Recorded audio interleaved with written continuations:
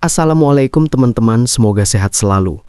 Berita kali ini tentang kasus mutilasi Tiara Angelina, wanita asal Mojokerto. Cerita berita ini sudah diubah dan diedit sedemikian rupa oleh editor seperti berita yang ada di sekitar kita.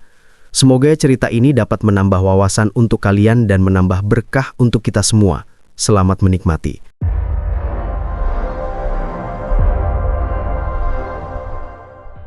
Bayangkan seorang gadis muda cemerlang, mandiri, punya mimpi, cita-cita, harapan masa depan, dimutilasi oleh orang yang semestinya mencinta, semestinya menjaga. Mayatnya ditemukan terbelah, tubuhnya dipotong-potong tak utuh, nyawa yang diperlakukan seolah bukan apa-apa. Ini bukan kisah fiksi, ini kisah nyata yang mengguncang hati rakyat Indonesia. Namanya Tiara Angelina Saraswati, umur 25 tahun, lulusan cum laude, cerdas, dikenal sebagai anak berprestasi dan membanggakan orang tua. Tetapi semua itu lenyap secara brutal. Ia tewas secara keji di tangan pacarnya sendiri, Alfie Maulana. Potongan tubuhnya ditemukan dalam kondisi mengenaskan. Satu bagian di sini, bagian lain di sana. Tak ada orang yang siap menerima kabar seperti itu. Tidak ayahnya, tidak ibunya, tidak siapapun. Dan yang membuatnya semakin perih, pembunuhan ini dilakukan oleh orang terdekatnya sendiri. Pertanyaan besar pun muncul. Apa yang sebenarnya terjadi? Bagaimana cinta bisa berubah menjadi kekejaman yang tak terbayangkan? Dan yang lebih penting, apakah keadilan benar-benar bisa ditegakkan? Surabaya.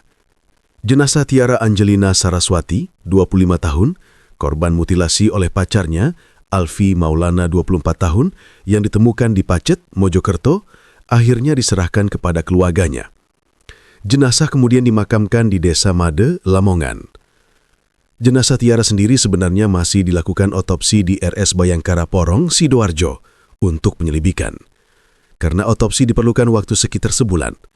Namun penyidik akhirnya memutuskan untuk menyerahkan jenazah ke pihak keluarga. Pantauan Detik Jatim di RS Bayangkara Pusdik Sabahara Porong, Sidoarjo, seluruh potongan tubuh korban telah disatukan dalam satu peti sebelum dibawa ke Rumah Duka pada Selasa, 9 September 2025 malam.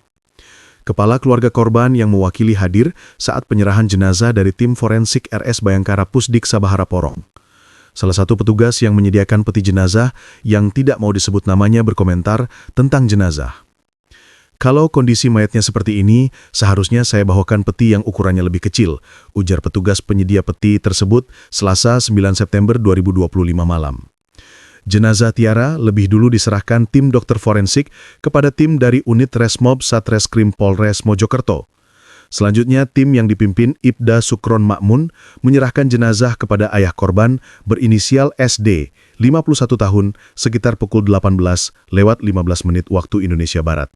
Usai serah terima, peti berisi jenazah Tiara langsung dimasukkan ke dalam mobil ambulans. Sekitar pukul 18.37 WIB, ambulans bertolak ke Rumah Duka di Lamongan. Saya terima kasih kepada polisi karena cepat mengungkap kasus ini. Terang SD kepada Detik Jatim di RS Bayangkara Pusdik Sabahara, Porong, Sidoarjo. Kasat Reskrim Polres Mojokerto, AKP Fauzi Pratama menjelaskan, potongan tulang belulang dari jasad Tiara mencapai 554 buah. Rinciannya, 142 potong tengkorak, 23 pecahan rahang dan gigi geligi, 5 tulang vertebrae, 350 keping pecahan tulang panjang, 1 tulang belakang atau tulang punggung, 1 tulang kostai pertama belakang. Juga pecahan tulang panjang dengan total sejumlah 32 buah pecahan tulang dengan ukuran terpanjang 15 cm dan ukuran terpendek 4 cm. Tandasnya, jenazah Tiara yang sudah tak utuh itu kemudian tiba di tempat asalnya, Desa Made, Lamongan, sekitar pukul 20:04. Jenazah disambut dengan isak tangis dari keluarga dan kerabatnya. Ayah korban tampak syok hingga jatuh pingsan di lantai. Ya tentu saja, sebagai orang tua tentu syok dengan kejadian ini, kata Kepala Desa Made Eko Widianto kepada wartawan Selasa 9 September 2025.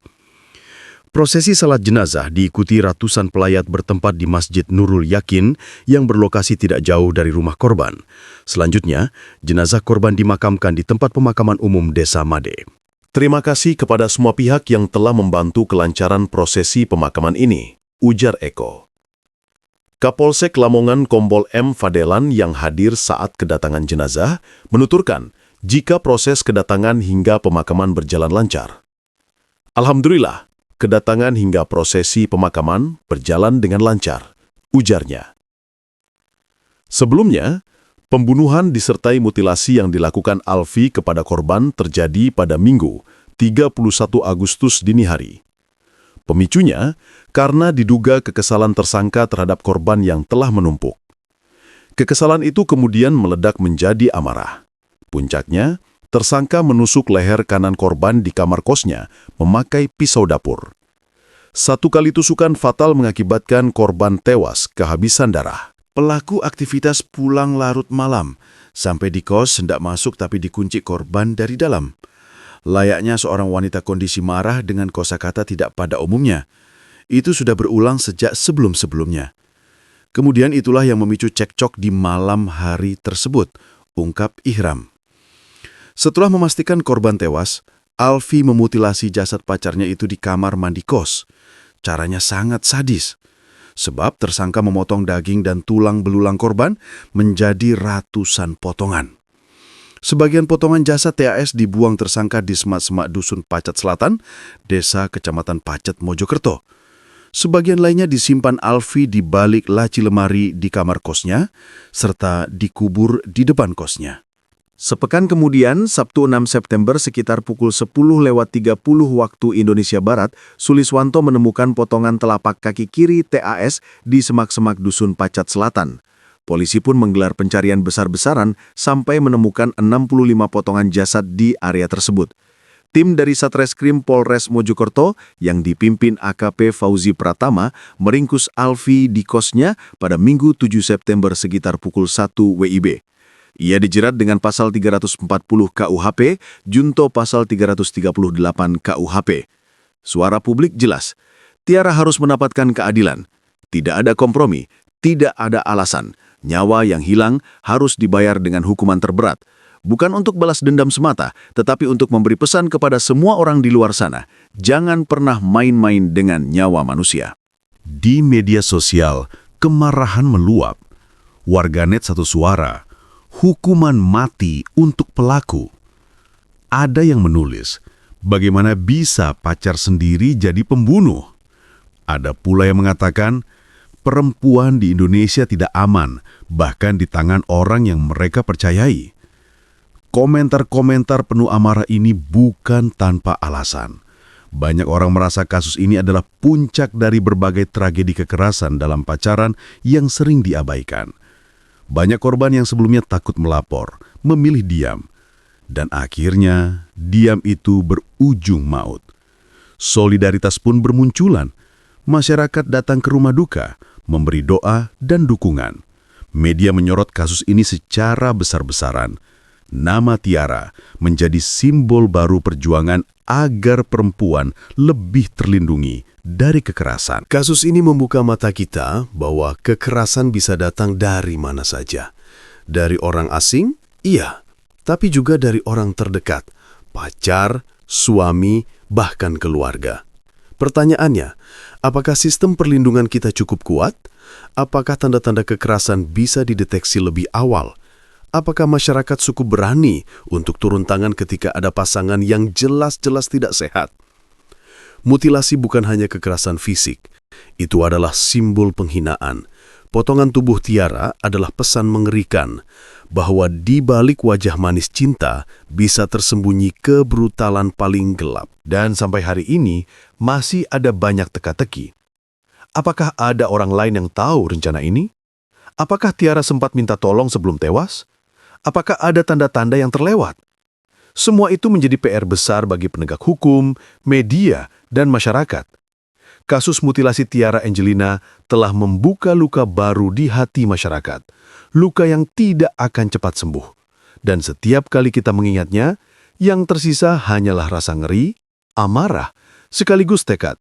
Kita tidak boleh membiarkan hal seperti ini terulang lagi. Tiara Angelina Saraswati kini hanya bisa dikenang. Tapi cara ia meninggal, meninggalkan luka yang tidak akan pernah sembuh. Luka untuk keluarga, luka untuk masyarakat, luka untuk kita semua. Kepada pelaku, masyarakat menuntut hukuman maksimal tanpa kompromi. Tidak ada pembenaran, tidak ada alasan. Nyawa dibalas nyawa. Karena kalau tidak, di mana letak keadilan bagi korban? Kepada kita semua, tragedi ini adalah pengingat. Jangan pernah diam ketika ada tanda kekerasan. Jangan biarkan cinta buta menelan logika. Jangan biarkan hubungan beracun berujung maut. Tiara bukan sekedar korban, ia adalah simbol. Simbol bahwa perempuan butuh perlindungan. Simbol bahwa nyawa manusia tak boleh diperlakukan seharga barang buangan. Simbol bahwa keadilan harus ditegakkan, meskipun telat, meskipun perih. Dan jika kita benar-benar peduli, kita tidak boleh membiarkan tragedi Tiara terulang lagi. Rest in peace, Tiara. Namamu akan selalu menjadi pengingat bahwa cinta sejati bukanlah yang mengekang, bukan yang melukai, apalagi yang menghabisi.